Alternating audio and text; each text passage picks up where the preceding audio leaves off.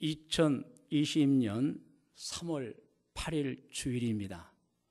오늘도 우리 교회는 성도들의 안전을 최우선으로 하기 위한 목적도 있고 또 국가 권고 사항이기 때문에 신종 코로나 바이러스 확산을 차단하는 목적도 있으며 더 나아가서는 사실 기독교인 아닌 사람들이 이러한 사태 속에서 당신들은 국민들의 안전도 도외시하면서 예배를 왜 강행하느냐 하는 말도 앞으로 우리의 전도에 있어서 또는 기독교의 사회적 인식에 있어서 부정적인 면을 보여줄까 하는 목적도 있어서 우리 교회는 지난 3월 1일에도 개인 혹은 가족별로 가정에서 예배를 드렸고 오늘도 아직도 신종 코로나 바이러스가 기세를 보이기 때문에 오늘도 개인 혹은 가족별로 가정에서 예배를 드리게 되었습니다. 저는 정말 아쉬운 마음이지만 그래도 하나님께 우리 모두가 진정함으로 각 가정에서 예배를 드리는 것을 우리 하나님이 기쁘게 받으실 것을 믿고 오늘 교회에서 녹화로 하나님의 말씀을 대언하는 것입니다. 오늘 말씀의 제목은 나의 구주 예수님입니다. 성경 말씀은 요한복음 9장 30절로 34절 말씀입니다. 그 사람이 대답하여 이르되 이상하다. 이 사람은 누굽니까? 이 사람은 날 때부터 소경이었는데 예수님께 치료받은 사람입니다. 그런데 이 사람을 유대 지도자들과 바리새인들이 불러서 책임 추궁하고 있는 겁니다. 이 사람이 대답해 이르되 이상하다. 이 사람이 내 눈을 뜨게 하였으되 당신들은 그가 어디서 왔는지 알지 못하는도다.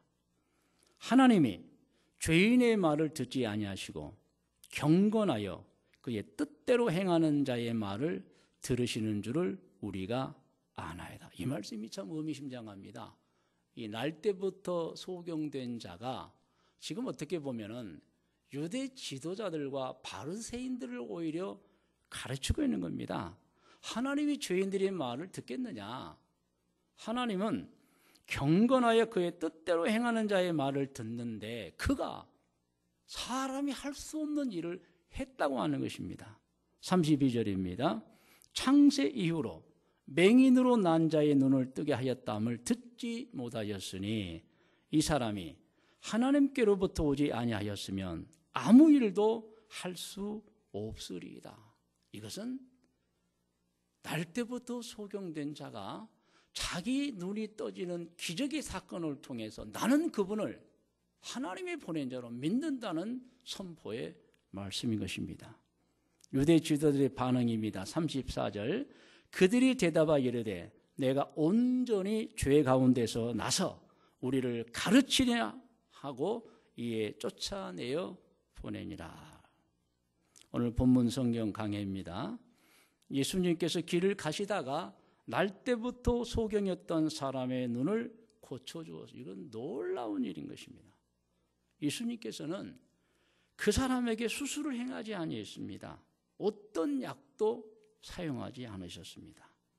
소량의 진액을 침으로 개어 눈에 발라 씻게 함으로 눈을 보게 만든 것입니다.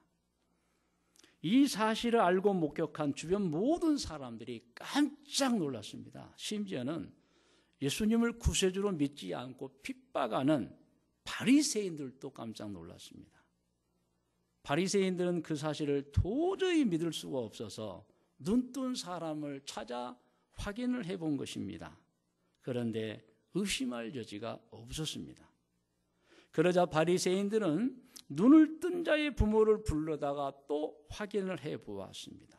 그리고 재차 눈을 뜬 장본인을 불러 심히 책망하면서 바른 대로 말하라고 했습니다. 그때 눈을 뜬 자가 자신이 겪은 기적을 있는 그대로 말한 것입니다. 바로 오늘 본문 말씀인 요한복음 9장 30절로 33절 말씀인데, 저는요 분명히 그 예수님이 제 눈을 뜨게 하였습니다라는 대답이었습니다. 두 번째 작은 제목입니다. 날 때부터 소경의 눈을 뜨게 할 수 있는 방법이 있는가 하는 것입니다. 결론은 사실 없습니다. 예수님 시대로부터 약 2000년이 지난 이 시대까지 끊임없이 안과 의술이 발달되어 왔습니다. 그러나 지금 2020년 현재에도 안과 의술은 백내장이나 녹내장이나 하는 본래 시력이 있다가 고장난 눈 고칠 수 있습니다. 또 고치고 있습니다. 그리고 시력이 있었다가 각막에 문제가 생긴 사람들을 각막 이식을 통해서 흐려진 시력은 되찾게 해주고 있습니다. 그러나 날 때부터 소경된 자의 눈은 이 시대에도 누구도 고치지 못합니다. 그러므로 날 때부터 소경의 눈을 뜨게 하는 방법이 있는가? 실제로 없는 것입니다. 그런데 예수님께서는 약 2000년 전에 날 때부터 소경이 된 사람의 눈을 뜨게 해버린 겁니다. 전술한 바와 같이 예수님은 이때도 수술이나 약을 사용하지 않으셨습니다. 그런데 이 사람의 눈이 떠진 것입니다. 신유인 것입니다. 세계 역사상 날 때부터 소경인 사람의 눈이 보게 된 것은 사실 이 사람이 처음이었고 또 마지막이었습니다. 그리고 날 때부터 소경된 자의 눈을 뜨게 하신 분은 최초가 예수님이시고 그리고 그 이외에는 없었습니다. 이 사실은 우리에게 무엇을 가르쳐주고 있습니까? 바로 그것은 예수님이 아니면, 하나님의 아들 예수님이 아니면 그 누구도 날 때부터 소경된 자의 눈을 뜨게 할 수 없다는 것입니다. 이 말씀을 이 소경되었다가 눈 뜬 자가 아주 정확하게 하신 말씀, 다시 한번 요한복음 9장 32절 33절 말씀을 합독하시겠습니다. 창세 이후로 맹인으로 난 자의 눈을 뜨게 하였다함을 듣지 못하였으니 이 사람이 하나님께로부터 오지 아니하였으면 아무 일도 할 수 없으리이다. 무엇입니까? 하나님께로 왔다는 것입니다. 이 소경되었다가 눈 뜬 사람은 분명히 예수님을 하나님이 보낸 사람으로 믿는 것입니다. 그렇습니다. 예수님은 하나님의 아들이십니다. 예수님께서는 자신이 나는 하나님의 아들이라고 하셨습니다. 그러자 그 말을 듣는 유대 지도자들과 바리새인들이 신성모독이라고 외쳤습니다. 그때 예수님께서는 요한복음 10장 36절로 38절 말씀을 통해서 참으로 합당한 말씀을 주셨습니다. 36절입니다. 하물며 아버지께서 거룩하게 하사 세상에 보내신 자가 나는 하나님의 아들이라 하는 것으로 너희가 어찌 신성모독이라 하느냐.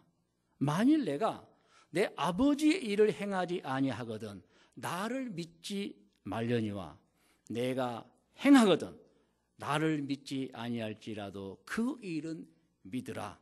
그러면 너희가 아버지께서 내 안에 계시고 내가 아버지 안에 있음을 깨달아 알리라 하시니. 이 말씀의 핵심이 무엇입니까?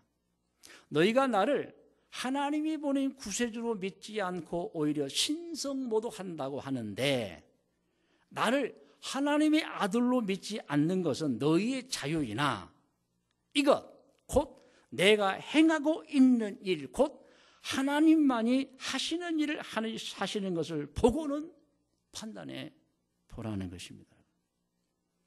이는 예수님께서 정확하게 유대 지도자들 바리새인들에게 자신의 신성, 곧 하나님의 아들임을 확인시켜주는 말씀인 것입니다.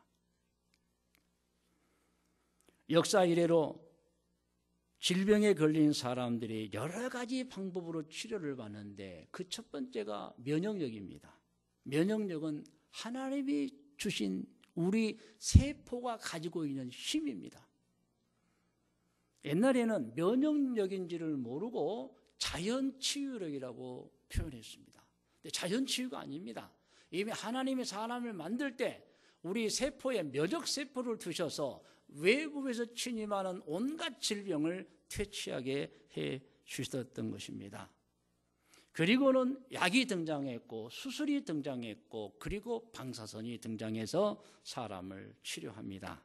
그러나 우리는 이것도 분명히 알아야 합니다. 하나님이 사람 개인의 기도를 들으시고 혹은 사역자의 기도를 들으시고 신유, 즉 어떤 사람의 의료적 방법이 아닌 오직 하나님의 은총으로 질병을 치료해 주시기도 한다는 것입니다.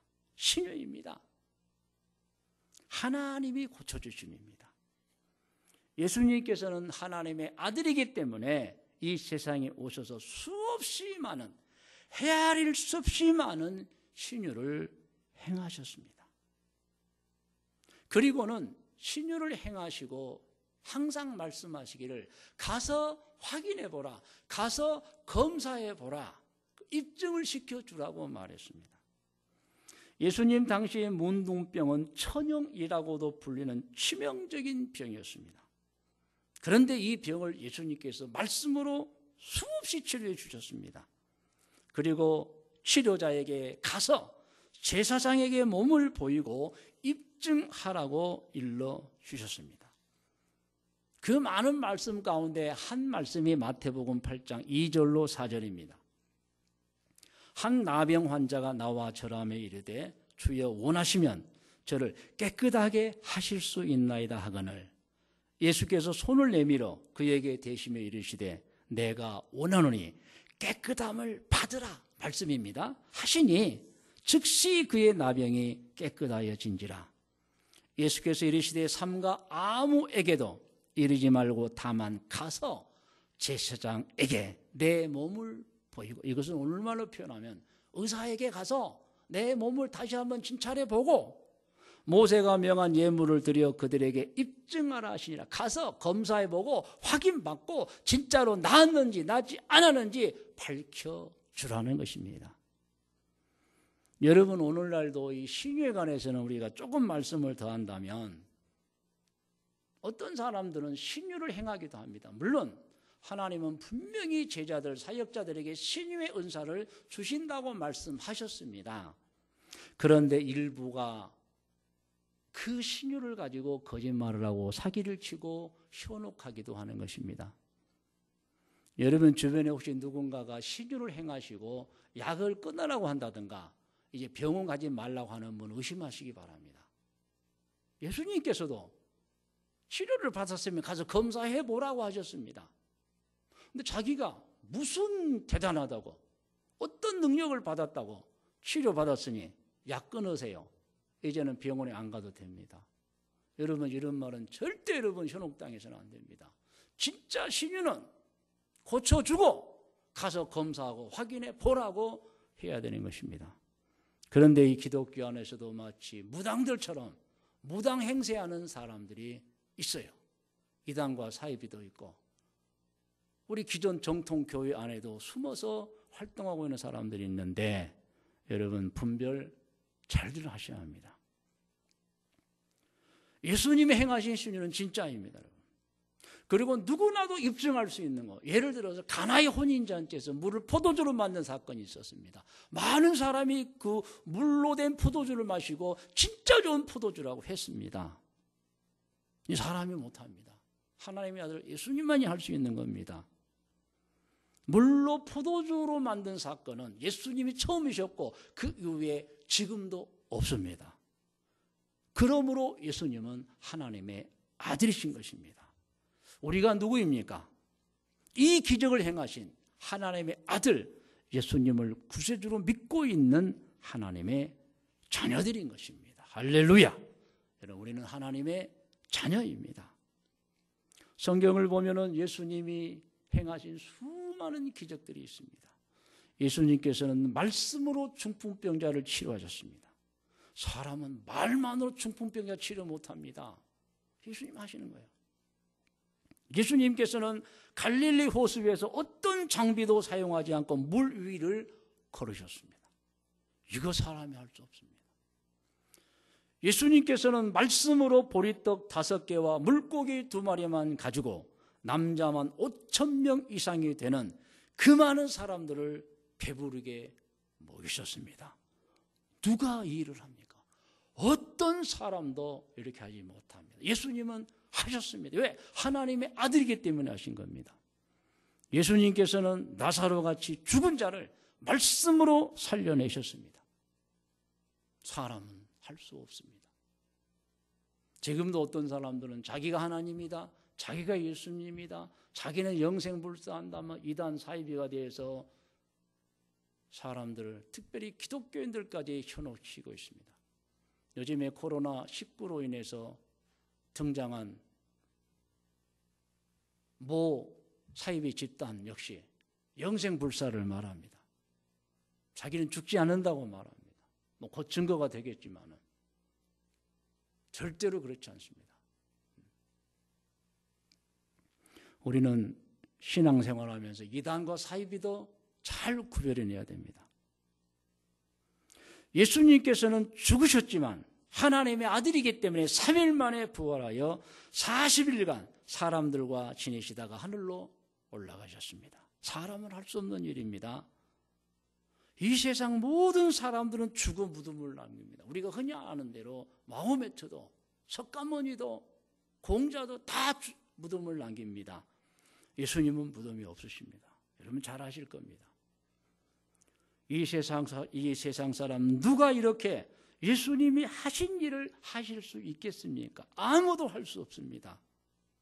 오직 하나님이 보낸 구세주 예수님만이 하셨던 것입니다. 우리는 누구입니까? 이 믿음을 갖고 사는 사람들입니다. 기독교인들입니다.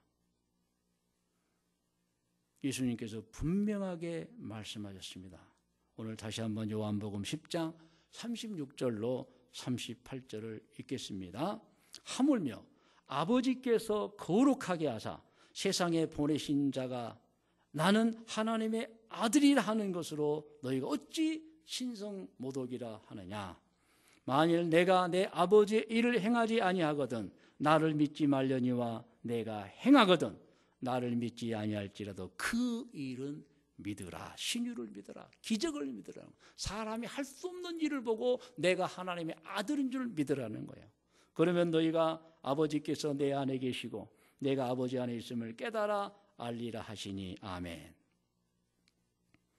여러분 성경을 보면은 수많은 사람들이 유대 지도자들까지도 심지어는 로마 군병들까지도 예수님이 행하신 일을 보고 하나님의 아들로 인정할 수밖에 없다고 하였습니다. 요한복음 6장 13절로 14절을 보면 합독합니다. 이에 거두니 보리떡 5개로 먹고 남은 조각이 12바구니에 찼더라. 그 사람들이 예수께서 행하신 이 표적을 보고 말하되 이는 참으로 세상에 오실 그 선지자라 하더라. 아브라함이 말씀했고 모세가 앞으로 오실 것이라고 예언한 그분, 구세주, 메사이어, 그리스도라고 했던 것입니다. 심지어는 요한복음 7장 31절을 보면은 예수님께서 많은 기적을 행하시니까 무리 중에 많은 사람이 예수를 믿고 말하되 그리스도께서 오실지라도 그 행하실 표적이 이 사람이 행한 것보다 더 많으랴 하니 이것은 이분은 그리스도라고 했던 것입니다. 이 외에도 요한복음 7장 40절로 41절, 요한복음 7장 45절로 46절, 요한복음 7장 50절로 52절, 요한복음 9장 15절로 16절, 요한복음 10장 19절로 21절, 요한복음 10장 41절로 42절 수많은 성경에서 예수님을 하나님의 아들로 인정하고 있는 거예요. 특별히 요한복음 10장 41절로 41절을 한번 같이 읽어봅니다. 많은 사람이 왔다가 말하되 요한은 아무 표적도 행하지 아니하였으나 요한이 이 사람을 가리켜 말한 것은 다 참이라 하더라. 그리하여 거기서 많은 사람이 예수를 믿으니라 했습니다. 마태복음 27장 54절을 보면 제가 읽겠습니다. 백부장과 및 함께 예수를 지키던 자들이 지진과 그 일어난 일들을 보고 심히 두려워하되 이는 진실로 하나님의 아들이었도다 하더라. 여러분, 백부장들, 로마 군병들까지도 십자가에서 사실은 하나님의 아들을 보았다고 증거하고 있는 것입니다. 오늘 이 모든 말씀을 통한 말씀의 묵상과 적용 권면입니다. 우주와 만물, 세상은 모든 것을 볼 때에 저절로 되지 않았다는 증거를 갖고 있습니다. 사람의 영혼과 몸은 저절로 되지 않았다는 증거를 갖고 있습니다. 이 세상에 살고 있는 사람 누구도 이 세상 넘어 저 세상을 부인하지 않습니다. 사실 무신론자도 그 속을 들여다보면 누구나가 다 저 세상을 알고 있음을 알 수 있습니다. 특별히 제사를 지내는 사람들이 있습니다. 예수는 믿지 않고 신은 없다고 말하고 저 세상은 없다고 말하는 사람들이 제사를 지냅니다. 제사가 무엇입니까? 혼령을 알고 있고 저 세상이 있다는 것을 알고 드리는 게 제사입니다. 그러므로 여러분, 실제로는 무신론자고 말하나 그러나 속을 들여다보면 다 저 세상을 믿고 혼령을 믿고 있는 것입니다. 그러나 여기서 한마디 더 하면은 무신론자들 혹은 타 종교인들은 유감스럽게도 이 세상과 그리고 영적 세계를 자세히 알지 못하고 수박커닫기로 어렴풋이 알고 있는 겁니다. 사람은 어디서 와서 어떻게 살아야 하며 어디로 가는가? 이것만큼 중요한 것이 어디가 있습니까? 그런데 어디서 온 줄도 모르고 어떻게 살아야 한 줄도 모르고 어디로 가는 줄도 모르고 안다 해도 어렴풋이 알고는 그렇게 살아서는 안 되는 것입니다. 우리 기독교인들은 가르침을 통해서 분명하게 알고 있습니다. 사람은 하나님께로부터 와서 착하게 살아야 하며 죽으면 하늘나라로 돌아가게 된 존재라는 것입니다. 그런데요, 항상 말씀드리지만 돌아가면 이 세상 행적을 근거로 심판이 기다리고 있다는 것입니다. 잘 아시는 대로 착한 일을 하는 사람은 심판대에서 칭찬과 면류관을 받고 천국으로 들어가서 영원히 살게 됩니다. 그러나 죄를 지은 사람들은 심판대에서 책망을 받고 지옥으로 떨어져 형벌을 받게 되는 것입니다. 여러분은 어떻게 될 것이라고 생각하십니까? 천국으로 갈 것이라고 생각하십니까? 아니면 지옥으로 떨어지게 될 것이라고 생각하십니까? 시간은 빠릅니다. 곧 그 심판의 날이 다가옵니다. 흔히 나이가 많은 분들이 하는 말이 있습니다. 벌써 내 나이가 이렇게 되었나? 그렇게 빠릅니다.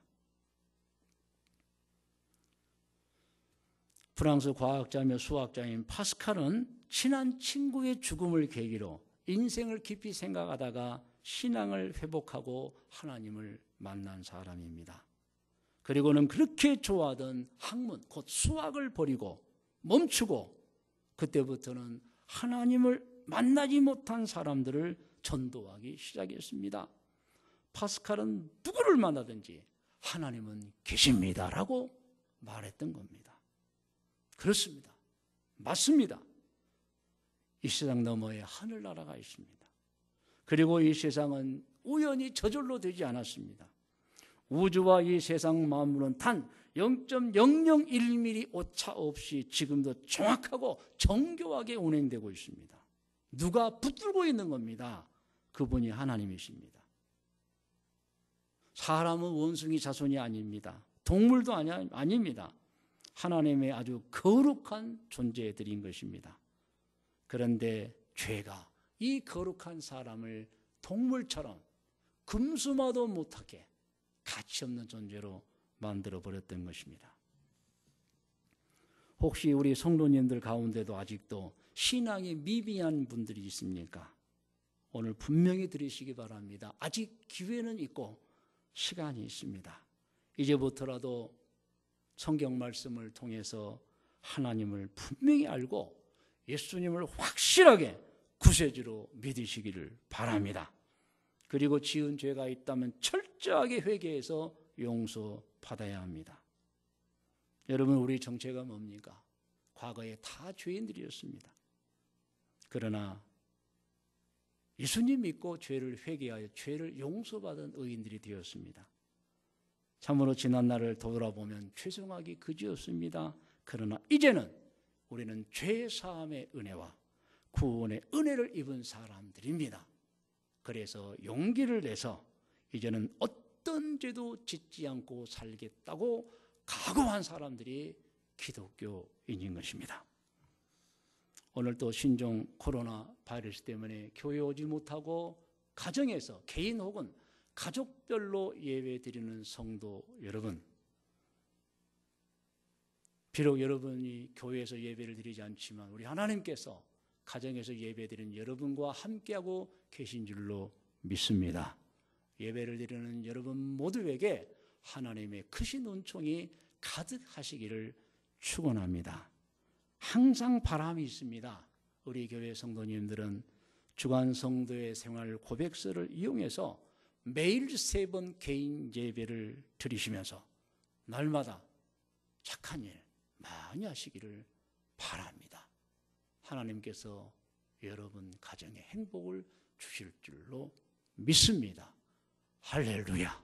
아멘.